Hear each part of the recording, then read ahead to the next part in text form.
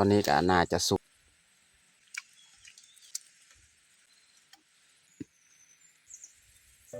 อย่าลืมกดไลค์กดแชร์และกดติดตามเด้อพี่น้องกล่าวทักทายสบายดีเบิดสู่ครูสู่คนเนาะยินดีต้อนรับเข้าสู่สองบ่าวยืงก็คือมื้อนี้แม่นข่อยพาเมียเข้าป่าเอาหญ้าคานี่เมียกำลังเอาทางลังเพราะว่าหญ้าคาที่เราจะมุเถียงไร่ของเฮานี่มันบ่พอเนาะก็เลยมื้อนี้พาเมียเข้าไปเกี่ยวเอาอันนี้ก็มันปลาหญ้าคาแต่ว่ามันบ่ยาวหญ้าคาแถวนี้เรื่องลายนี่ลายหญ้าคาแถวนี้แต่มันบ่ยาวเพราะว่าหลังคาเฮาลบหันมันต้องได้ใส่หญ้าคายาวเนาะแต่การหลังจากเขาเอาหญ้าคานี้แล้วจะประมาณ10 ไปกว่ามัดก็สิกลับไปอยู่เทียงเลยแล้วก็มามุงเลยเนาะอยู่เทียงหั่นเนาะแล้วก็มาเฮ็ดกินเฮ็ดยากอยู่หั่นเนาะโอเคไม่แต่ทุกคนติดตามเบิ่งติดตามชมกับพวกเฮาได้ยาวๆเลยหญ้าคาเต็มเลยแถวนี้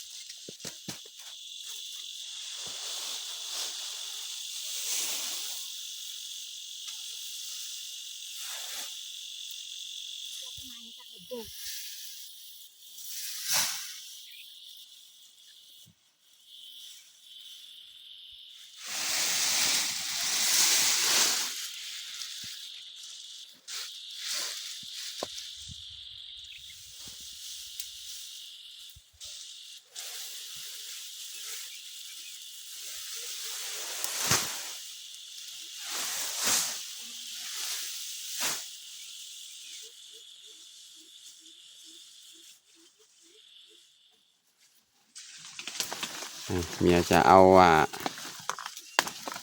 ปียังเขาเอิญนี่พี่น้องว่ายึงกับบุหูแต่ว่าเคยกินนี่คล้ายๆปีกล้วยป่านแต่ว่านอเขาก็กินกันคล้ายๆคือนอคานี่แหละนี่ถ้าว่าตัวอ่อนเขาก็เอากินคือกันเอาแบบนอคานะยอดนอคาแต่ว่าตัวนี้นี่มีปีมันออกก็เก็บปีมันเลย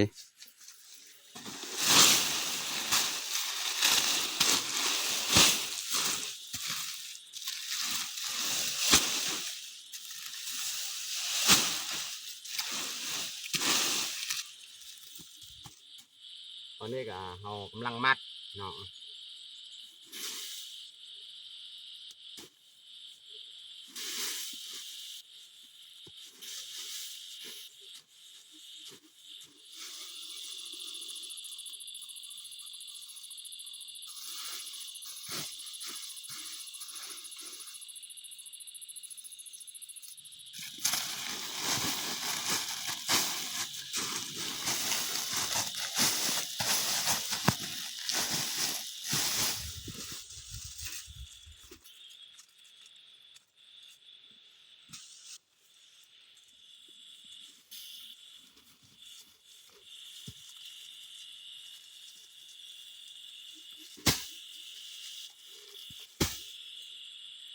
เรียบร้อยเนาะมัด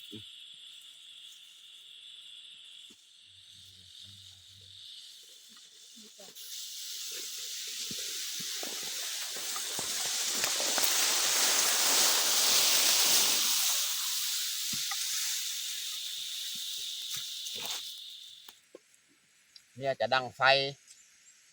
เขาสิมาเฮ็ดอาหารเที่ยงเพราะว่าเขามาแต่หันฮอดนี่ก็จากเที่ยงแล้ว11 โมงปลาย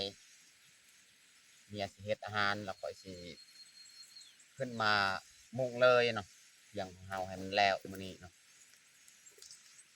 อันนี้ก็จักก็ตอกไปก่อนตอนนี้ก็เรียบร้อยค่อยจักก็ตอกขึ้นไว้นะก็สิเอายาคานี่ขึ้นมามุงเลยเนาะเพื่อให้มันพรมเอาสินั่งกินข้าวกินน้ำจังหน่อยอยู่นี่นะส่วนเมียก็เฮ็ดอาหารดังฟืนดังไฟเรียบร้อยนะ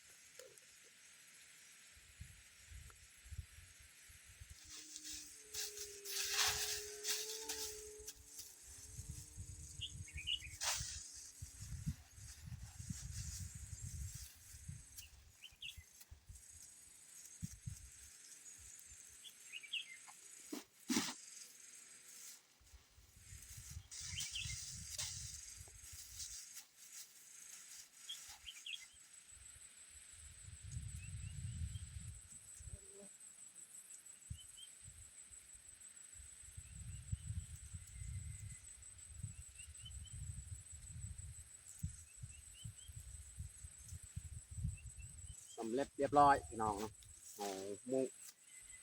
หลังคานี่เอาลบหลังคานี่เรียบร้อยวันนี้เขาก็มัดไว้เหลือแต่ไม้อีกเอาอันหนึงเอาเมื่อเนอมาได้มีโอกาสเอาอีกไม้มัดไว้เทิงๆนี้เนาะเพื่อบ่ให้ราคาของเรามันขึ้นเวลาลมพัดนะแต่ว่าทำนี้ก็ได้อยู่แต่อยากให้มันแน่นอีกนะเอาไม้อีกมาใส่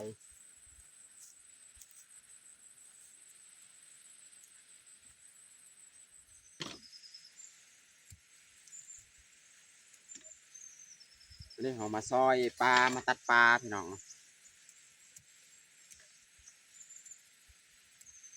ตัดปลาครึ่งเลย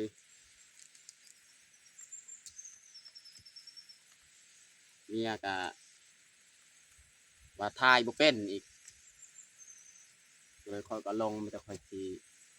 เอาขึ้นไปซื้อหันยาคาไปปะอยู่เทิงหันพรมเมียว่าสิทายคลิปบุเป็นเลยคอยลงมาทายเองอีก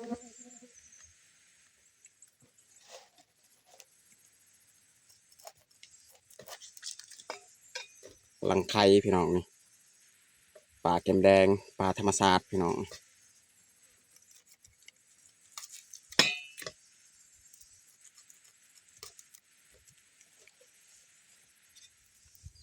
นี่ปีที่เราเก็บเมื่อกี้แหละเอามาจีเลยเอามาเผาเลย3 หน่วยบางยืนกับบุหูภาษาลาวคนเอิญปียังไปน้องเนาะ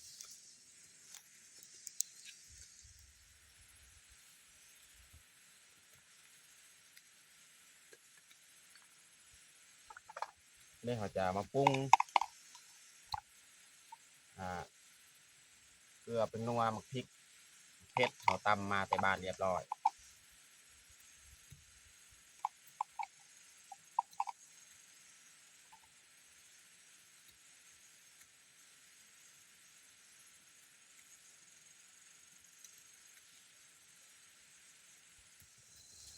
ใส่หัวสีไข่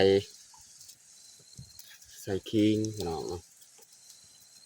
แล้วก็ใส่ปลาของเฮาเลยพี่น้อง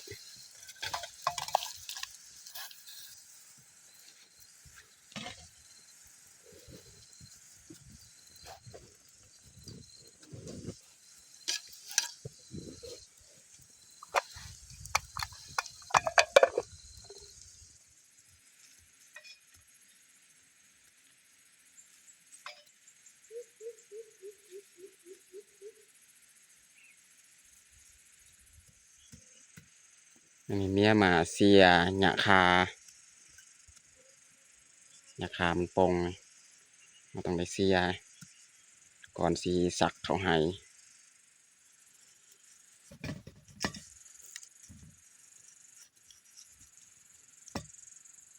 ปาดตะมักเล่นพี่น้อง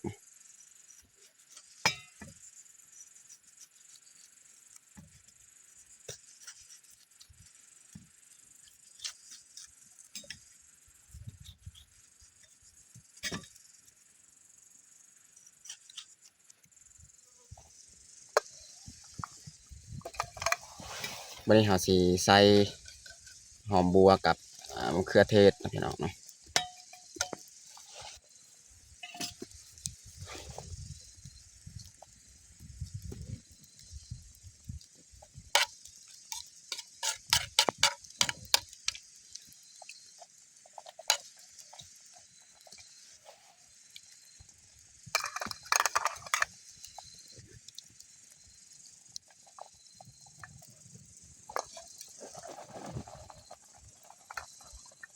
ตอนนี้ก็สุกเรียบร้อยแล้วพี่น้องแกงปลาแกงปลาธรรมชาติพี่น้อง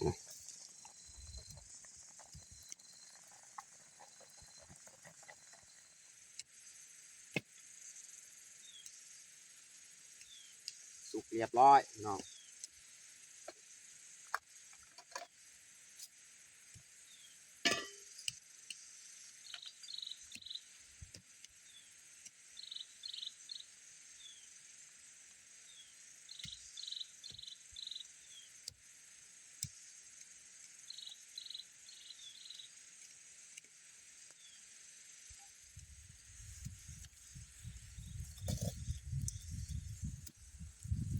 มีไข่นี่พี่น้องนี่ไข่ปลานี่แซ่บพี่น้องปลาธรรมชาติ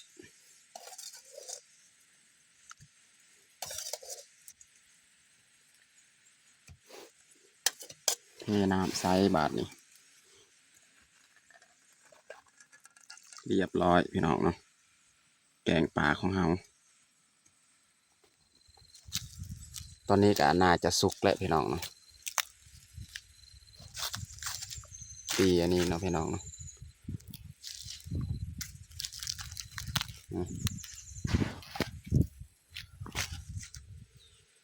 ตอนนี้ก็เรียบร้อยแต่งข้าวของเฮาแกงปลาพี่น้องใส่หมากเลนอันนี้มันเผาปีหยังแหละพี่น้องเนาะถ้าว่าใครฮู้ก็สามารถคอมเมนต์บอกว่าปีหยังแต่ว่าเบ้ายึงเคยเอาไปกินเนาะปีอันนี้แล้วก็แจวสำหรับอาหารเที่ยงของเฮาก็เบิดส่ำนี้แหละพี่น้องตอนนี้ก็เรียบร้อยเฮาแต่งข้าวของเฮามีแต่เฮาจะลงมือกินข้าวเที่ยงเลยเอามาทุกคนมากินข้าวเที่ยงนำกัน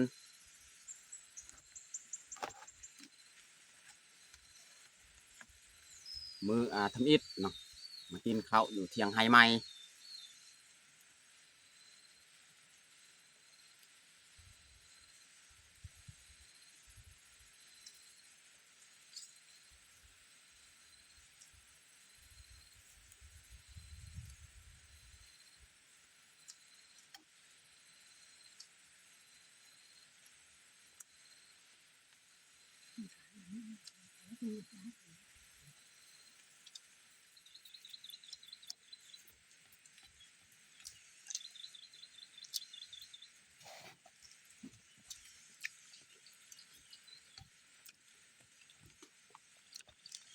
ไข่มันพี่น้อง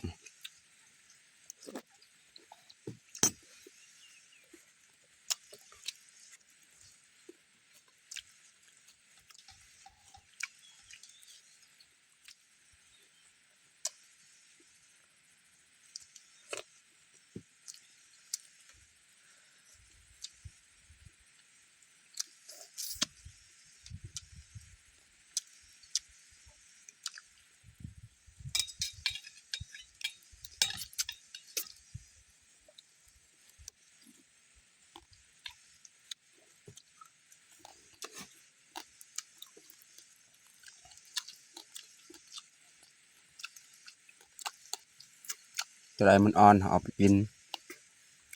หอนพี่น้องจำแจ้วน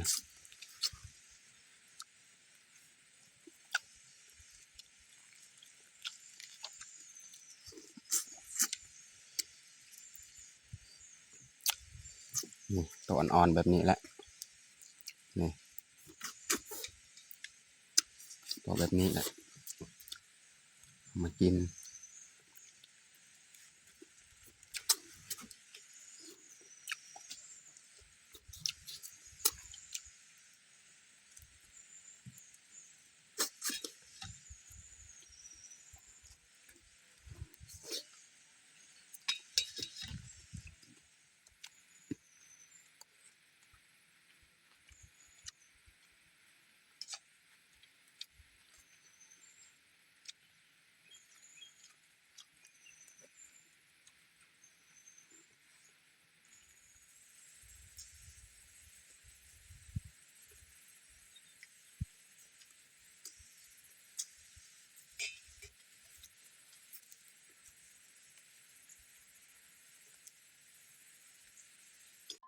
นี่จะยัง